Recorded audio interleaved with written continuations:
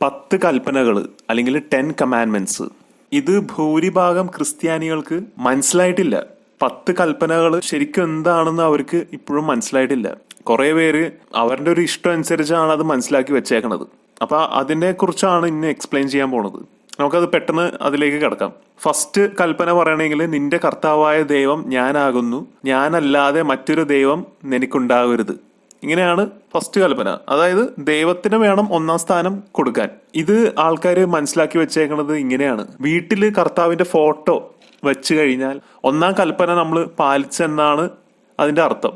എല്ലാ ദിവസം പള്ളി പോണതും കുമ്പസാരിക്കണതും അല്ലെങ്കിൽ ബൈബിള് മൊത്തം കാണാപ്പാടം പഠിച്ച് വചനം പറയണതും കഴുത്തേല് കൊന്തിടുന്നതൊക്കെ ഒന്നാം കൽപ്പന പാലിക്കണേന്റെ ഒരു ഭാഗമാണെന്നാണ് ആൾക്കാർ വിചാരിച്ചു വെച്ചേക്കണത്. അതായത് പുറമെ യേശുക്രിസ്തുവിനെയാണ് ഞാൻ ആരാധിക്കണത് എന്ന് കാണിക്കാനുള്ള കുറെ പരിപാടികളുണ്ടല്ലോ, അതാണ് ഒന്നാം കൽപ്പന എന്നാണ് ആൾക്കാർ വിശ്വസിച്ചു വെച്ചേക്കണത്. പക്ഷെ അത് അങ്ങനെയല്ല. കാരണം ബാക്കി കൽപ്പനകളുണ്ടല്ലോ, 10 കൽപ്പനകളുണ്ട്. ആദ്യത്തെ കൽപ്പന നമ്മൾ മാറ്റി വെച്ചിട്ട് ബാക്കി 9 കൽപ്പനകളുണ്ട്. ഈ 9 കൽപ്പനകൾ നിങ്ങൾ വൃത്തിയായിട്ട് പാലിച്ചാലേ ഒന്നാമത്തെ കൽപ്പന നിങ്ങൾ പാലിച്ചെന്ന് പറയാൻ പറ്റുള്ളൂ. ഏതെങ്കിലും ഒരെണ്ണം നിങ്ങൾ ലംഘിച്ചു കഴിഞ്ഞാൽ ഒന്നാമത്തെ കൽപ്പന ലംഘിച്ചെന്നാണ് അതിന്റെ അർത്ഥം. നിങ്ങൾ ദൈവത്തിനല്ല ഒന്നാം സ്ഥാനം കൊടുത്തേക്കണത്, നിങ്ങൾ നിങ്ങളെ തന്നെയാണ് ഒന്നാം സ്ഥാനത്തിലേക്ക് കയറ്റി വെച്ചേക്കണത്. രണ്ടാമത്തെ കൽപ്പന എടുത്ത് നോക്കിക്കഴിഞ്ഞാൽ ദൈവത്തിന്റെ തിരുനാമം വെറുതെ പ്രയോഗിക്കരുത്. You shall not take the name of the Lord your God in vain. ഇതിന്റെ അർത്ഥം പറയണെങ്കിൽ ഇന്ന് കുറെ ആൾക്കാരെ നമ്മൾ കണ്ടിട്ടുണ്ട്, അവർ ചുമ്മാ ഇങ്ങനെ കള്ളത്തരം അടിച്ചുവിടും. അതായത് ഞാൻ ദൈവത്തിനെ കണ്ട് അല്ലെങ്കിൽ കർത്താവിനെ കണ്ട്, കർത്താവ് ഈ വ്യക്തിനെ അനുഗ്രഹിക്കുന്നതായിട്ട് ഞാൻ കണ്ടുകൊണ്ടിരിക്കുകയാണ്, അല്ലെങ്കിൽ കർത്താവ് ഫോണിലൂടെ എന്നോട് സംസാരിച്ച് ആ ഫോണിന്റെ റെക്കോർഡിങ് ഞാൻ കേൾപ്പിച്ചുതരാം. അങ്ങനെ കുറെ സംഭവങ്ങളുണ്ട്. വിശ്വാസികളെ പറ്റിക്കാൻ വേണ്ടി കുറെ ആൾക്കാർ അങ്ങനെ ഇറങ്ങിയിട്ടുണ്ട്. ദൈവത്തിന്റെ പേരിൽ കുറെ ഫ്രോഡ് പരിപാടികളും ദൈവത്തിന്റെ പേരിൽ പൈസ ഉണ്ടാക്കണതും എല്ലാം ഈ രണ്ടാമത്തെ കൽപ്പനയിൽ പെടും. ദൈവത്തിനെ കണ്ടതായിട്ടുള്ളൊരു ദർശനം കിട്ടിയ ആൾക്കാരൊക്കെ ഉണ്ട്, ശരിക്കും കിട്ടിയ ആൾക്കാരുണ്ട്. പക്ഷെ അങ്ങനെ പറഞ്ഞുകൊണ്ട് പറ്റിക്കുന്ന ആൾക്കാരും ഉണ്ട്. അവരെല്ലാവരും രണ്ടാം കൽപ്പന ലംഘിച്ച ആൾക്കാരാണ്. അങ്ങനെ രണ്ടാമത്തെ കൽപ്പന ലംഘിച്ചു കഴിഞ്ഞാൽ ഒന്നാമത്തെ കൽപ്പന ലംഘിച്ചെന്നാണ് അതിന്റെ അർത്ഥം. കാര്യം കർത്താവിന്റെ പേര് വെച്ചിട്ട് ഇവർ കച്ചവടം നടത്തിയാണ്, അല്ലെങ്കിൽ 4 ആൾക്കാരുടെ മുമ്പിൽ വലിയ പ്രാർത്ഥനക്കാരാണെന്ന് കാണിക്കാനുള്ള ഒരു ഗിമിക്കാണ്, അല്ലെങ്കിൽ ഒരു ഫ്രോഡ് പരിപാടി. ഇതുപോലത്തെ ഒരു ഫ്രോഡായിട്ടുള്ളൊരു ബ്രദറിന്റെ ഒരു അനുഭവം എനിക്കുണ്ടായിരുന്നു. അതായത് അദ്ദേഹം ഇങ്ങനെ ധ്യാനങ്ങൾ നടത്തും, പ്രാർത്ഥനകളൊക്കെ നടത്തും, കുറെ ഗിമിക്ക് പരിപാടികൾ കാണിക്കും. വെള്ളം ഒരാളുടെ മേത്തെ തെളിക്കുമ്പോൾ ആ വെള്ളം ചോരയായി മാറുന്ന ഒരു പരിപാടിയൊക്കെ ഉണ്ടായിരുന്നു. ഇതൊക്കെ ഓരോ ട്രിക്കാണ്, കെമിക്കലിന്റെ പരിപാടികളൊക്കെ ആയിരുന്നത്. അപ്പൊ ആൾക്കാരുടെ കാര്യങ്ങളൊക്കെ നടക്കാൻ തുടങ്ങി. ചിലർക്ക് ജോലി ഇല്ലായിരുന്നു, അപ്പൊ ജോലി കിട്ടി തുടങ്ങി. അസുഖങ്ങളൊക്കെ ഉണ്ടെങ്കിൽ അതൊക്കെ മാറാൻ തുടങ്ങി. അപ്പൊ അങ്ങനെ വന്നപ്പോൾ കുറെ പേര് ഇങ്ങനെ പൈസ പുള്ളിക്ക് ഇങ്ങനെ ഒരു ഗിഫ്റ്റായിട്ട് അങ്ങനെ കൊടുക്കാൻ തുടങ്ങി. നേർച്ചയായിട്ട് കുറെ പൈസയൊക്കെ കിട്ടാൻ തുടങ്ങി. അങ്ങനെ 1 വർഷത്തോളം അദ്ദേഹം അങ്ങനെ നടത്തിക്കൊണ്ടുപോയി. ഒരു ദിവസം പെട്ടെന്ന് ഈ ബ്രദർ മിസ്സിങ് ആയി പോയി. അതായത് എല്ലാ ആഴ്ച ധ്യാനം നടത്തിക്കൊണ്ടിരുന്ന ഈ ബ്രദറിനെ കാണാതെ ആയി പോയി. അപ്പൊ പുള്ളിയെ അടുത്ത് പരിചയമുള്ള ആൾക്കാർക്ക് പോലും ഒരു ഐഡിയ ഇല്ലായിരുന്നു പുള്ളി എവിടെ പോയെന്ന്. പിന്നീടാണ് നമ്മൾ അറിയണത് പുള്ളി USA കടന്നളഞ്ഞ്, അമേരിക്കയിലേക്ക് കടന്ന് മുങ്ങിക്കളഞ്ഞ്. മനസ്സിലായില്ലേ? അതായത് ഇത്രയും പൈസ പുള്ളിക്ക് കിട്ടിക്കഴിഞ്ഞപ്പോൾ പുള്ളി നൈസായിട്ട് സ്കൂട്ടായി. പുള്ളിയുടെ ലക്ഷ്യം തന്നെ അതായിരുന്നു, ഇങ്ങനെ ആൾക്കാരെ പറ്റിച്ചിട്ട് മാക്സിമം പൈസ ഉണ്ടാക്കിയിട്ട് USA കടന്നു കളയാം എന്നായിരുന്നു പുള്ളിയുടെ പ്ലാൻ. അത് ഭംഗിയായിട്ട് അതുപോലെ തന്നെ നടന്ന്. പിന്നീട് USA വെടിയേറ്റ് മരിച്ചെന്നാണ് അറിയാൻ കഴിഞ്ഞത്. USA കാര്യം അറിയാലോ, ചെറിയ പിള്ളേരുടെ കയ്യിൽ വരെ തോക്കുണ്ട്. അപ്പൊ ഏതെങ്കിലും വല്ലം പിള്ളേര് ഈ ഡ്രഗ്സ് ഒക്കെ അടിച്ചിട്ട് പുള്ളിയെ വെടിവെച്ചിട്ടുണ്ടാവും. അങ്ങനെയാണ് നമുക്ക് അറിയാൻ കഴിഞ്ഞത്. അപ്പൊ ഇതില് നമുക്ക് മനസ്സിലാവുന്ന ഒരു കാര്യം പറഞ്ഞാൽ ഇവര് ദൈവത്തിനെ വെച്ചിട്ടാണ് കളിച്ചത്. രണ്ടാമത്തെ കൽപ്പനയാണ് ഇവര് ലംഘിച്ചത്. അതായത് ദൈവത്തിന്റെ പേര് വെച്ചിട്ട് ഇവര് കാശുണ്ടാക്കി. അപ്പൊ ഇങ്ങനത്തെ ഒരു അവസ്ഥയിൽ നമുക്കൊന്നും പറയാനില്ല. അദ്ദേഹത്തിന്റെ ആത്മാവിന് ശാന്തി കിട്ടാൻ വേണ്ടി പ്രാർത്ഥിക്കുക, അതൊക്കെ നമുക്ക് ചെയ്യാൻ പറ്റുള്ളൂ. ഒരിക്കലും കുറ്റപ്പെടുത്താൻ പോകരുത്. ഇതിപ്പോ ജസ്റ്റ് ഒരു ഉദാഹരണമായിട്ട് ഞാൻ പറഞ്ഞെന്ന് മാത്രമേ ഉള്ളൂ, അല്ലാതെ ഞാൻ അദ്ദേഹത്തിനെ വിമർശിക്കാനോ അല്ലെങ്കിൽ കളിയാക്കാൻ വേണ്ടിയൊന്നല്ല അത് പറഞ്ഞത്. ഇനി അടുത്തത് നമുക്ക് നോക്കാം. കർത്താവിന്റെ ദിവസം പരിശുദ്ധമായി ആചരിക്കണം. Remember to keep holy of the Lord's day, അല്ലെങ്കിൽ remember the Sabbath day to keep it holy. അത് ജൂതന്മാർക്കുള്ളൊരു കൽപ്പനയായിരുന്നത്. സാബത്ത് ആചരിക്കണ ഒരു കൽപ്പന ഉണ്ടായിരുന്നു. സാബത്ത് എന്ന് പറഞ്ഞു കഴിഞ്ഞാൽ ഒരു ദിവസം മൊത്തം ഒരു വർക്കും പോലും ചെയ്യാതെ നമ്മൾ ഇങ്ങനെ ദൈവത്തിന് മാത്രം ആരാധിച്ച് ഇങ്ങനെ ഒരു ദിവസം ഇരിക്കണം. അങ്ങനെയാണ് സാബത്ത് ആചരിക്കുന്നത്. പക്ഷെ ഇന്നത്തെ കാലത്ത് എന്ന് പറഞ്ഞാൽ നമ്മൾ ഞായറാഴ്ച പള്ളി പോവുക, കുടുംബമായിട്ടൊക്കെ നമ്മൾ ടൈം സ്പെൻഡ് ചെയ്യുക, സമയം ചെലവഴിക്കുക, അല്ല ജോലി തിരക്കൊക്കെ എല്ലാം മാറ്റി വെച്ചിട്ട് കുടുംബത്തിന് വേണ്ടി നമ്മൾ ചെലവഴിക്കുക. ഇനി അടുത്തത് നോക്കിക്കഴിഞ്ഞാൽ മാതാപിതാക്കളെ ബഹുമാനിക്കുക. ഇതിൽ ബഹുമാനിക്കാനാണ് പറയണത്, റെസ്പെക്റ്റ് ആണ് നമ്മൾ കൊടുക്കേണ്ടത്. പക്ഷെ ഇന്ന് എല്ലാവരും മാതാപിതാക്കളുടെ അടിമകളാണ്. മാതാപിതാക്കൾ എന്താണ് പറയണത് അതനുസരിച്ചാണ് അവർ ജീവിക്കണത്. ഒരു 18 വയസ്സ് വരെയൊക്കെ അവർ പറയണ നിങ്ങൾക്ക് കേട്ട് ജീവിക്കാം, ഒരു കുഴപ്പമില്ല. പക്ഷെ അത് കഴിഞ്ഞാൽ അത് നിങ്ങളുടെ ജീവിതമാണ്, നിങ്ങളുടെ ലൈഫാണ്. കരിയറിന്റെ ഒരു കാഴ്ചപ്പാടിലാണ് ഞാൻ പറയണത്. മനസ്സിലായില്ലേ? നിങ്ങൾ എന്ത് എടുക്കണം, നിങ്ങൾ എന്താവണം, നിങ്ങളുടെ ഇഷ്ടങ്ങൾ എന്താണ്, അല്ലെ? അതെല്ലാം നിങ്ങളുടെ തീരുമാനമാണ്. ബഹുമാനം എന്നും ഉണ്ടാവണം, എപ്പോഴും ഉണ്ടാവണം ബഹുമാനം. പക്ഷെ ഒരിക്കലും അത് ജീവിത അവസാനം വരെ നിങ്ങളെ ഭരിക്കണ ഒരു ഘട്ടത്തിലേക്ക് പോവരുത്. ഞാൻ കണ്ടേക്കണത് പറഞ്ഞ ഒരു 30 വയസ്സ് കഴിഞ്ഞിട്ടും ഇപ്പോഴും വീട്ടുകാർ പറയണനുസരിച്ചാണ് കുറെ പേര് ജീവിക്കണത്. അവർക്കൊരു ജീവിതമില്ല, വീട്ടുകാർ എന്താ പറയണത് അതനുസരിച്ച് അവർ ജീവിക്കണത്. അപ്പൊ ഇങ്ങനെ വരുമ്പോ പ്രശ്നം എന്താണ് വരാൻ പോണതെന്ന് പറഞ്ഞു കഴിഞ്ഞാൽ, ഇവര് കല്യാണം കഴിച്ചു കഴിഞ്ഞാൽ ആ കല്യാണ ജീവിതത്തിലും ഇവർ കയറി ഇടപെടും. ചില ആൾക്കാർ 4-ാം കൽപ്പന അതേപോലെ തന്നെ പാലിക്കും. അതായത് ഇവരുടെ ജീവിതം ഇവര് വീട്ടുകാർക്ക് സമർപ്പിച്ചു കൊടുക്കും. അപ്പൊ വീട്ടുകാർ അവിടെ കയറി വലിയ ഭരണം തുടങ്ങും. അപ്പൊ അത് സൂക്ഷിക്കണം. ഈ മാതാപിതാക്കള് ശ്രദ്ധിക്കേണ്ട ഒരു കാര്യം പറഞ്ഞാൽ, ഈ 4-ാം കൽപ്പന എന്ന് പറഞ്ഞു കഴിഞ്ഞാൽ മക്കളുടെ ജീവിതം മൊത്തം നിങ്ങളുടെ കയ്യിലാണെന്ന് വിചാരിക്കരുത്. ഒരു കാലം കഴിഞ്ഞാൽ അവരെ വിടണം, അവരുടെ വഴിക്ക് അവരെ വിടണം. അടുത്തത് പറയണെങ്കിൽ കൊല്ലരുത്, യു ഷാൽ നോട്ട് കിൽ. ഈ കൽപ്പന കാണുമ്പോൾ തന്നെ എല്ലാവരും പറയും ഞാൻ കൊന്നിട്ടില്ല, ഞാൻ കൊലപാതകം ചെയ്തിട്ടില്ല എന്നൊക്കെ പറഞ്ഞവര് വലിയ പുണ്യാളെന്നാണ് കാണിക്കുവര്. പക്ഷെ കൊല്ലരുത് എന്ന് പറഞ്ഞാൽ കൊലപാതകം മാത്രമല്ല, വാക്കിലൂടെ ആൾക്കാരെ വേദനിപ്പിക്കുന്ന ഒരു പ്രവൃത്തി ഉണ്ടല്ലോ, അത് ഈ 5-ാം കൽപ്പനയിൽ പെടും. മനസ്സിലായില്ലേ? നമ്മളൊരു വ്യക്തിയെ വാക്കുകൊണ്ട് ഒരിക്കലും വേദനിപ്പിക്കാൻ പാടില്ല. ബൈബിളിലും അതിനെ കുറിച്ച് പറയുന്നുണ്ട്. അത് പല വചനങ്ങളുണ്ട് ബൈബിളില്. അതിലൊരു വചനം പറയണെങ്കിൽ ഈ സുഭാഷിതങ്ങളുടെ പുസ്തകത്തില് 18-ാം അധ്യായം 21-ാം വാക്യത്തില് പറയുന്നുണ്ട്, ജീവനെ നശിപ്പിക്കാനും പുലർത്താനും നാവിന് കഴിയും, അതിനെ സ്നേഹിക്കുന്നവൻ അതിന്റെ കനി ഭുജിക്കണം. ഭയങ്കര പവർഫുൾ ആണ് നമ്മുടെ നാവ്. സൂക്ഷിച്ചു വേണം സംസാരിക്കാൻ. നാവിലൂടെ ഒരു ജീവിതം തന്നെ നശിപ്പിക്കാനുള്ളൊരു കഴിവ് നമുക്കുണ്ട് ശരിക്കും പറഞ്ഞാൽ. പക്ഷെ നമ്മൾ ഒരിക്കലും അത് ചെയ്യരുത്, ചെയ്യാൻ പാടില്ല. കാര്യം നമ്മളത് ചെയ്യാൻ നോക്കിക്കഴിഞ്ഞാൽ നമ്മുടെ അടുത്ത് തന്നെ വരുള്ളൂ. ഇപ്പൊ പച്ചയായ രീതി പറഞ്ഞാൽ കുത്തുവർത്താനം, കുറെ ആൾക്കാർ ഇങ്ങനെ നോവിക്കാൻ വേണ്ടി കുത്തുവർത്താനങ്ങൾ പറയും. അതൊരു സുഖമാണ്, ചിലവർക്ക് നല്ലൊരു പ്ലഷറാണ്. ഇങ്ങനെയൊക്കെ പറയുമ്പോൾ ഒരു മനസ്സിനൊരു സുഖം, വേറെ ആളെ വേദനിപ്പിച്ച് കഴിയുമ്പോൾ ഒരു സുഖം. നമ്മളൊരാളെ കൊന്നു കഴിഞ്ഞാൽ അവിടെ വെച്ച് തീരും. ഇപ്പൊ ഒരു കത്തിയെടുത്ത് കുത്തിക്കഴിഞ്ഞാൽ ആ വേദന കുറച്ചു നേരത്തൊക്കെ ഉണ്ടാവും, നമ്മൾ മരിച്ചു പോകും. അല്ലെങ്കിൽ ആ വേദന നമുക്ക് ചികിത്സിക്കാൻ പറ്റണമെങ്കിൽ കുറച്ചു നേരത്തൊക്കെ ആ വേദന ഉണ്ടാവുള്ളൂ. പക്ഷെ നാവും കൊണ്ട് നമ്മൾ ഒരാളെ വേദനിപ്പിച്ചു കഴിഞ്ഞാൽ ജീവിതകാലം മൊത്തം അത് ഉണ്ടാവും. ആ വ്യക്തിയുടെ മനസ്സിലത് ഉണ്ടാവും. ഭൂരിഭാഗം മനുഷ്യരത് മനസ്സിൽ കൊണ്ട് നടക്കും. അത് ഒരിക്കലും അങ്ങനെ ചെയ്യരുത്. കാര്യം അത് അവരെ മാത്രമല്ല, നിങ്ങളെയും കൂടെയാണ് അത് ബാധിക്കണത്. നിങ്ങളുടെ നാവിൽ കൂടെയാണ് അത് വരണത്. അപ്പൊ അത് നിങ്ങളുടെ ശരീരത്തിൽ തന്നെയാണ് അത് ബാധിക്കണത്. അവരെയും ബാധിക്കും. ചിലവർ പെട്ടെന്ന് സെൻസിറ്റീവാണ്, പെട്ടെന്ന് ചിലവർക്ക് അത് കൊള്ളും.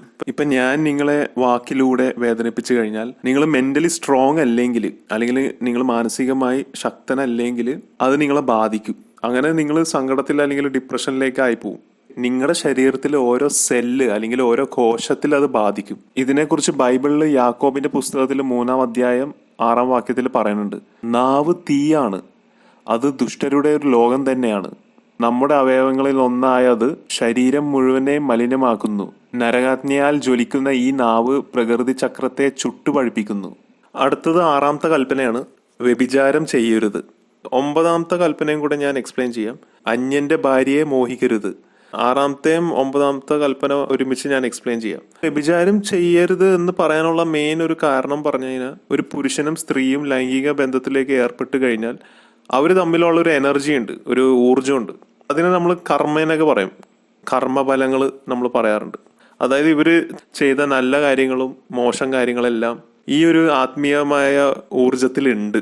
ഇതിനെക്കുറിച്ച് ബൈബിളിൽ സുഭാഷിതങ്ങളുടെ പുസ്തകത്തിൽ 22-ാം അധ്യായം 8-ാം വാക്യത്തിൽ പറയുന്നുണ്ട്, അനീതി വിതയ്ക്കുന്നവൻ അനർത്ഥം കൊയ്യും, അവന്റെ കോപദണ്ഡു പ്രയോജനപ്പെടുകയില്ല.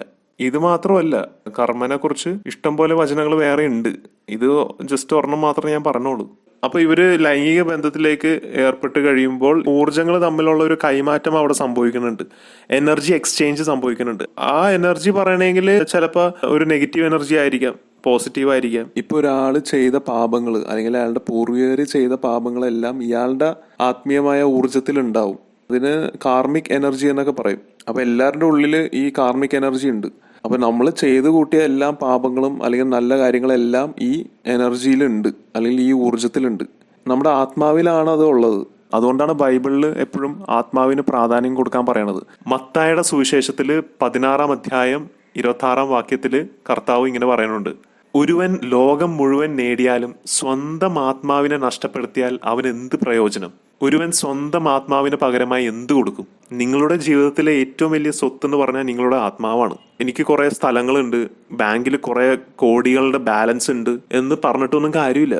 നിങ്ങളുടെ ഏറ്റവും വലിയ സ്വത്ത്, ഏറ്റവും റിച്ചസ്റ്റ് അല്ലെങ്കിൽ ഏറ്റവും മോസ്റ്റ് പ്രഷ്യസ് ഒരു സാധനം എന്താണെന്ന് ചോദിച്ചാൽ അത് നിങ്ങളുടെ ആത്മാവാണ്, നിങ്ങളുടെ സോളാണ്. അതുകൊണ്ടാണ് കർത്താവ് പറയണത്, ഒരുവൻ ലോകം മുഴുവൻ നേടിയാലും സ്വന്തം ആത്മാവിനെ നഷ്ടപ്പെടുത്തിയാൽ അവൻ എന്ത് പ്രയോജനം? കോടിക്കണക്കിന് പൈസ ഉണ്ട്, കാറുണ്ട്, വീടുണ്ട്, ഇഷ്ടം പോലെ സ്ഥലങ്ങളുണ്ട്. ഇതെല്ലാം ഉണ്ടായിട്ടും നിങ്ങളുടെ കയ്യിലിരിപ്പ് മോശമാണെങ്കിൽ പിന്നെ എന്ത് പ്രയോജനം? അപ്പൊ നമ്മുടെ സോൾ അല്ലെങ്കിൽ നമ്മുടെ ആത്മാവിനെ നമ്മൾ പരിപാലിക്കണം. ഒരു കുഞ്ഞിനെ നമ്മൾ വളർത്തണ പോലെ തന്നെ വേണം നമ്മുടെ ആത്മാവിനെ പരിപാലിക്കാൻ. ഒരു ഉദാഹരണം പറയണമെങ്കിൽ ഇപ്പൊ കോഴിമുട്ട വിരിയിക്കാൻ വേണ്ടിയുള്ള ഒരു മെഷീൻ ഉണ്ടല്ലോ, ഒരു സിസ്റ്റം ഉണ്ട്, അതിന്റെ പേരാണ് ഇൻക്യുബേറ്റർ. അപ്പൊ ഈ ഇൻക്യുബേറ്ററിൽ നമ്മൾ കറക്റ്റ് ടെമ്പറേച്ചർ, ഹ്യൂമിഡിറ്റി, ഫ്യൂമിഗേഷൻ എന്ന പരിപാടിയൊക്കെ ഉണ്ട്. അപ്പൊ ഈ കറക്റ്റ് രീതിയിൽ അത് സെറ്റ് ചെയ്താലേ 21 ദിവസം കഴിയുമ്പോൾ മുട്ട വിരിയുള്ളൂ. ഇതിൽ ഏതെങ്കിലും ഒരെണ്ണം തെറ്റിക്കഴിഞ്ഞാൽ മുട്ട വിരിയില്ല, അത് പാഴായി പോകും. അപ്പൊ അതുപോലെ തന്നെയാണ് നമ്മുടെ ശരീരം. ഈ 10 കൽപ്പനകൾ കറക്റ്റായിട്ട് നമ്മൾ പാലിച്ചു കഴിഞ്ഞാൽ, ആത്മാർത്ഥമായിട്ട് പാലിക്കണം, അല്ലാതെ ആർക്കോ വേണ്ടി ഞാൻ ഇങ്ങനെ പാലിച്ച് നടക്കുകയാണെന്ന രീതിയിൽ ചെയ്യരുത്. കുറെ പേര് അങ്ങനെയാണ്, 4-5 പേരെ കാണിക്കാൻ വേണ്ടിയാണ്. ഞാൻ പുറമെ അവർ ഭയങ്കര നല്ലൊരു ആളായിട്ട് നിൽക്കുകയും ചെയ്യും, വീട്ടിൽ അവരുടെ സ്വഭാവം വേറെ ആയിരിക്കും. വീട്ടിലും പബ്ലിക്കിലും നിങ്ങളുടെ സ്വഭാവം ഒന്നേ ആയിരിക്കണം. നമ്മൾ കറക്റ്റ് രീതിയിൽ ജീവിച്ചു കഴിഞ്ഞാൽ, അതായത് എല്ലാവരോടും നല്ല രീതിയിൽ പെരുമാറിയും അവരെ സഹായിച്ചും അല്ലെങ്കിൽ അവർക്ക് വേണ്ടി നല്ലത് മാത്രം ആഗ്രഹിച്ച് നിങ്ങൾ ജീവിച്ചു കഴിഞ്ഞാൽ, സ്വന്തം കാര്യമല്ലാതെ മറ്റാൾക്കാർക്കും നല്ലത് വരട്ടെ അല്ലെങ്കിൽ നല്ലത് വരാൻ വേണ്ടി പ്രാർത്ഥിക്കണ രീതിയിൽ നിങ്ങൾ ജീവിച്ചു കഴിഞ്ഞാൽ നിങ്ങളുടെ ആത്മാവിന് ജ്ഞാനോദയം ലഭിക്കും, എൻലൈറ്റ്മെന്റ് ലഭിക്കും, നിത്യജീവനിലേക്ക് പോകാനുള്ള ഒരു വഴി തുറക്കപ്പെടും, ദൈവത്തിന്റെ സ്നേഹം അനുഭവിക്കാൻ പറ്റും. അപ്പൊ അതാണ് നമുക്ക് കിട്ടണ ഒരു റിസൾട്ട്. ഇവിടെ മുട്ട വിരിയുമ്പോൾ കോഴിക്കുഞ്ഞ് വരണ പോലെ തന്നെയാണ് നമ്മൾ ആത്മാവിനെ നല്ല രീതിയിൽ പരിപാലിച്ചു കഴിഞ്ഞാൽ ഒരു പുതിയൊരു മനുഷ്യനായിട്ടായിരിക്കും നമ്മൾ രൂപാന്തരപ്പെടുന്നത്. ദൈവത്തിന്റെ മകനായിട്ടായിരിക്കും അല്ലെങ്കിൽ ദൈവത്തിന്റെ മകളായിട്ടായിരിക്കും നമ്മൾ ജനിക്കുന്നത്. വീണ്ടും ഒരു ജനനം നമുക്ക് ഉണ്ടാവുകയാണ്. ഈ ചിത്രശലഭം ആദ്യം ഒരു പുഴുവായിട്ടാണല്ലോ ജനിക്കണത്. അപ്പൊ അതുപോലത്തെ ഒരു പുഴുവാണ് നമ്മളെല്ലാവരും. നമ്മളാരും വിരിഞ്ഞിട്ടില്ല. ഒരു ചിത്രശലഭമായിട്ട് നമ്മൾ വിരിയണം, ഒരു ബട്ടർഫ്ലൈ ആയിട്ട് നമ്മൾ വിരിഞ്ഞു വരണം. നമ്മളെല്ലാവരും ഇപ്പോഴും ആ ഒരു ഇൻക്യുബേഷൻ പീരീഡിലാണ് ഇരിക്കുന്നത്. ആ ഇൻക്യുബേഷൻ പീരീഡിൽ ഇപ്പോഴും കറക്റ്റ് ടെമ്പറേച്ചറും അല്ല, കറക്റ്റ് ഹ്യൂമിഡിറ്റി അല്ല, ഒരു കാര്യവും കറക്റ്റായിട്ടല്ല ഓടിക്കൊണ്ടിരിക്കുന്നത്. ഇതെല്ലാം കറക്റ്റായിട്ട് നിങ്ങൾ അലൈൻ ചെയ്ത് കഴിഞ്ഞാൽ, കറക്റ്റ് ട്രാക്കിലേക്ക് നിങ്ങൾ കൊണ്ടുവന്നു കഴിഞ്ഞാൽ, അതായത് നിങ്ങളുടെ സ്വഭാവം, ചിന്താഗതി, നിങ്ങളുടെ സംസാരം, ഇതെല്ലാം ശരിയായ ഒരു പാതയിലൂടെ നിങ്ങൾ കൊണ്ടുവന്നു കഴിഞ്ഞാൽ നിങ്ങൾക്ക് ആനന്ദം അനുഭവിക്കാൻ പറ്റും. സന്തോഷം അല്ലെങ്കിൽ എക്സ്ട്രീം ഹാപ്പിനെസ് നിങ്ങൾക്ക് ഫീൽ ചെയ്യാൻ പറ്റും. ഈ ഊർജങ്ങൾ അല്ലെങ്കിൽ ഈ എനർജീസ് തമ്മിൽ ഒരു കൈമാറ്റം ഉണ്ടാവും. സെക്സ് ചെയ്യുമ്പോൾ അല്ലെങ്കിൽ ലൈംഗിക ബന്ധത്തിൽ ഏർപ്പെടുമ്പോൾ ഒരു എനർജി എക്സ്ചേഞ്ച് അവിടെ സംഭവിക്കുന്നുണ്ട്.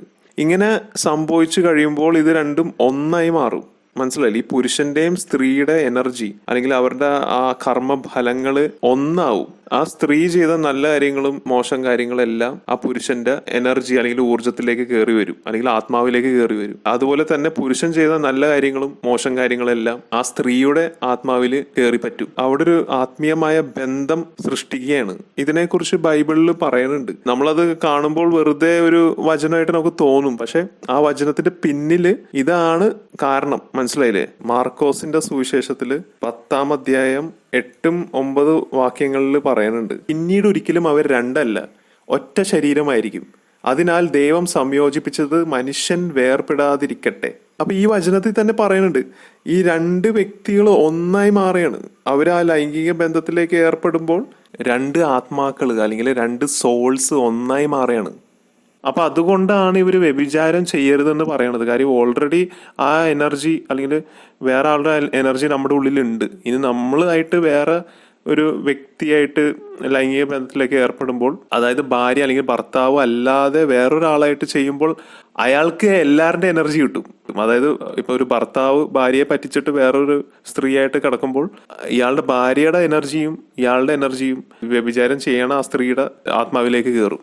അതുകൊണ്ടാണ് നമ്മൾ പല ആൾക്കാരായിട്ട് സെക്ഷുവൽ റിലേഷൻഷിപ്സ് വെക്കാൻ പാടില്ലെന്ന് പറയണത്. മൾട്ടിപ്പിൾ റിലേഷൻഷിപ്സ് അല്ലെങ്കിൽ പല ലൈംഗിക ബന്ധത്തിലേക്ക് ഏർപ്പെടാൻ പാടില്ലെന്ന് പറയാനുള്ള മെയിൻ കാരണം ഇതാണ്. ഇതിന്റെ പിന്നിലൊരു ആത്മീയമായിട്ടുള്ള വലിയൊരു രഹസ്യം ഒളിഞ്ഞു കിടപ്പുണ്ട്. അതാണ് ഞാൻ ഇപ്പൊ പറഞ്ഞ കാര്യം. അത് നിങ്ങളെ തന്നെ ബാധിക്കുള്ളൂ.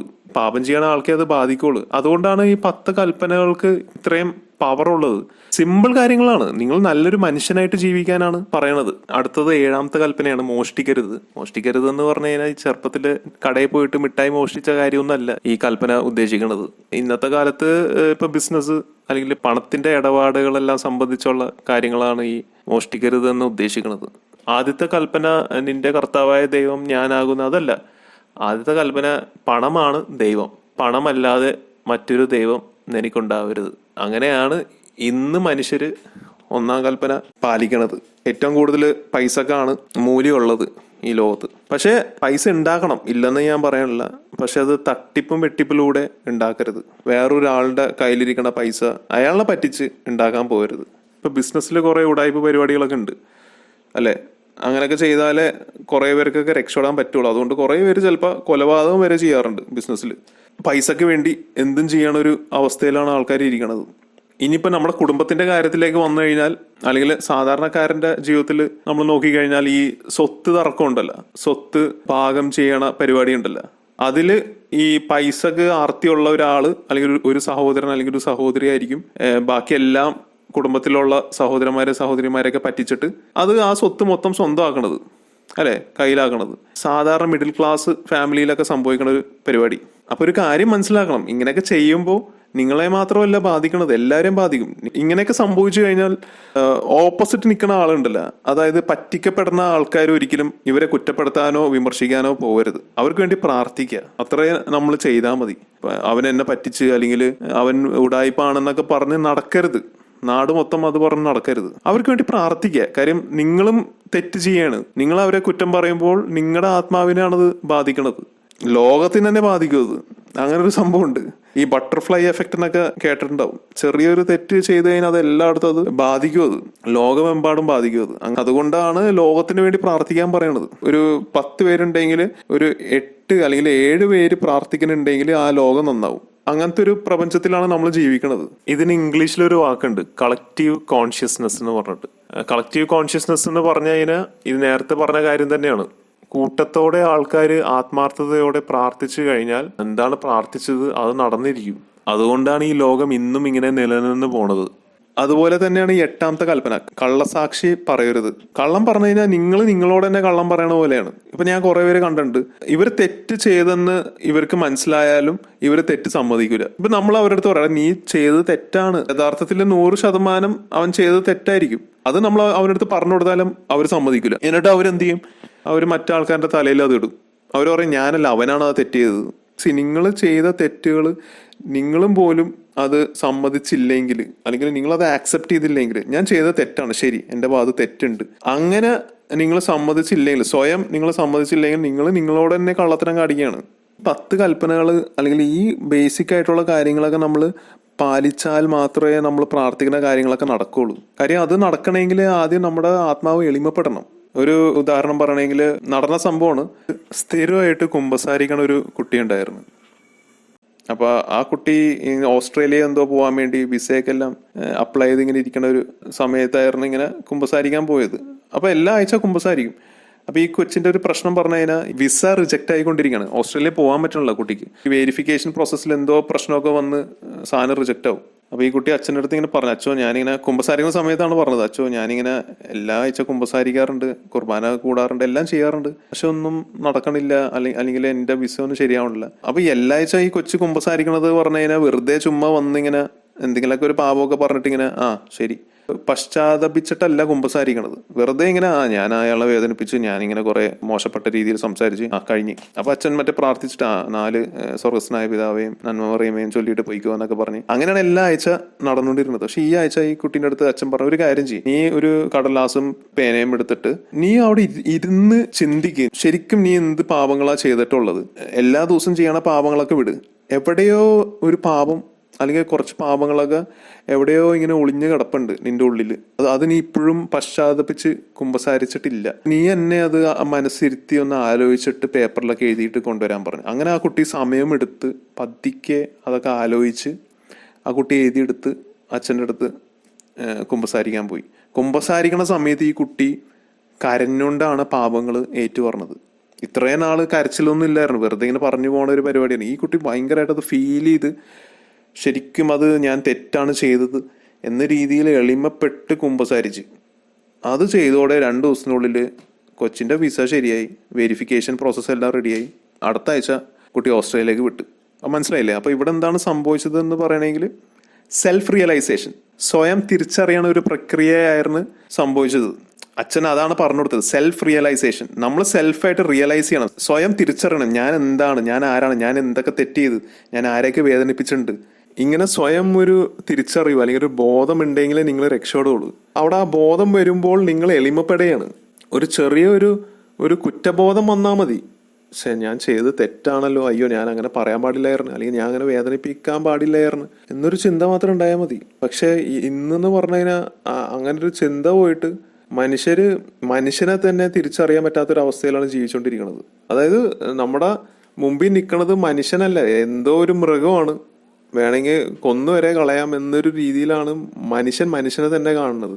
തട്ടിപ്പും വെട്ടിപ്പും അല്ലെങ്കിൽ കൊലപാതകം നടത്തിയിട്ട് എങ്ങനെയെങ്കിലും കുറച്ച് പൈസ ഉണ്ടാക്കി ജീവിക്കണം എന്നൊരു ആറ്റിറ്റ്യൂഡിലാണ് നമ്മളെല്ലാവരും പോണത്. പിന്നെ പറഞ്ഞിട്ട് കാര്യമില്ല, നമ്മുടെ സമൂഹം അങ്ങനെയായി പോയി. പക്ഷെ ഈ വീഡിയോ കണ്ടുകൊണ്ടിരിക്കണ നിങ്ങളെങ്കിലും അത് മനസ്സിലാക്കിയിട്ട് നിങ്ങളുടെ പിള്ളേർക്കും അല്ലെങ്കിൽ നിങ്ങളുടെ സഹോദരന്മാരും സഹോദരിമാർക്കൊക്കെ ഒന്ന് പറഞ്ഞു കൊടുക്കണം ഈ കാര്യങ്ങൾ. നിങ്ങൾ നീതിയുടെ പാതയിലൂടെ സഞ്ചരിക്കുകയാണെങ്കിൽ ഉറപ്പായിട്ട് നിങ്ങൾ രക്ഷപ്പെടും, അത് യാതൊരു സംശയമില്ല. നമ്മൾ എല്ലാ ദിവസവും സോപ്പിട്ട് കുളിക്കാറുണ്ട്, പക്ഷെ ഉള്ളിലത്തെ ആത്മാവ് പലരുടെയും സെപ്റ്റി ടാങ്കിനേക്കാളും കഷ്ടമാണ്. അത്രയും മാലിന്യവും അഴുക്ക് കൂടിയിരിക്കുകയാണ്. ഈ അഴുക്ക് കഴുകാൻ വേണ്ടി നമുക്ക് ഒരു സോപ്പില്ല.